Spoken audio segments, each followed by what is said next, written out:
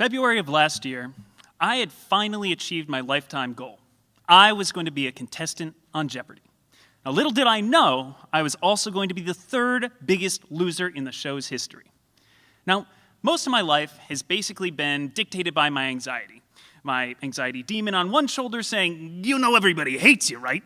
And my anxiety angel on the other shoulder saying, "You know you could go to college out of state where nobody hates you yet." But for 30 minutes a day, 5 days a week, I got to watch Jeopardy! And that was a respite from all the worries about how to make friends, how to find love, or how to get into that really great out-of-state college. I could just focus on what I knew or what I didn't. And so years later, when I qualified for getting on the show by taking the test, I was overjoyed. I got to fly out to LA and get to the studio to meet all these amazing, intelligent people who were just so happy to be there and sharing their stories about what their lives were like. And I was just having such a great time, except for there was just one person who was kind of keeping to himself, and that was the current champion, James. Now, that kind of got me a little anxious again, and so my anxiety demon was starting to say, what is he hiding? And maybe he's been studying more than you. Well, as it turns out, he did have a little bit of something to hide, because he wasn't just an ordinary champion. He'd in fact turned the entire game of Jeopardy! On its head. I watched from the audience during the first show taped that day as he dismantled the two other contestants. He went for the hardest questions first, built up a huge lead, found every single daily double, and made enormous bets. By the end, he had amassed $50,000. Ooh, look, that's going to be you soon. You mean one of the losers, right? Well, who else would I mean?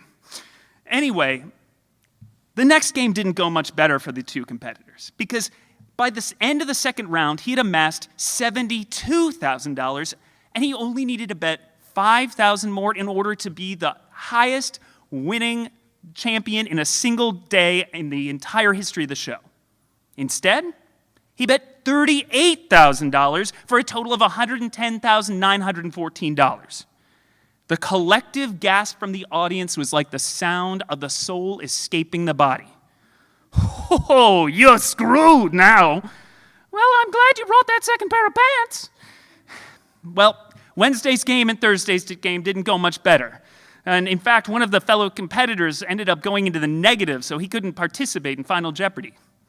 And then came Friday's game, and I drew the short straw.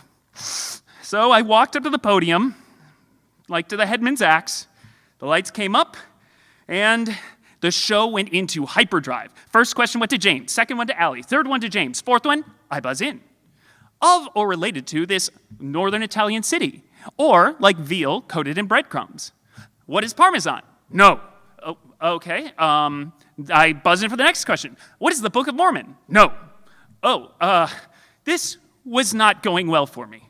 In fact, by the first commercial break, I was at negative $1,200. Well, I see my work here is done. I'll see you after the show, loser. I tried to spare you of this humiliation. But after the first commercial break, Alex Trebek walks up to my podium and he explains my first response of the night was actually correct, like veal parmesan or of Parma, Italy. So my score went from negative $1,200 to positive $800. I was back in the game. And so a few questions later, I buzz in and I get to say the ridiculous response, what is Who's Afraid of Virginia Woolf? 2 question marks.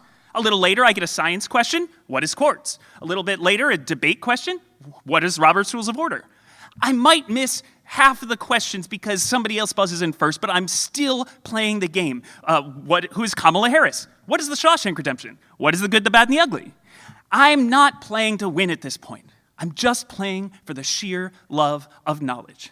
And yes, James did what he did. He buzzed in first. He got all 3 daily doubles, and he always bet huge. But I lost by $82,000. I did not care one bit because I had come back from negative $1,200 to positive $7,100, and I was only hearing one voice, my own. Thank you very much.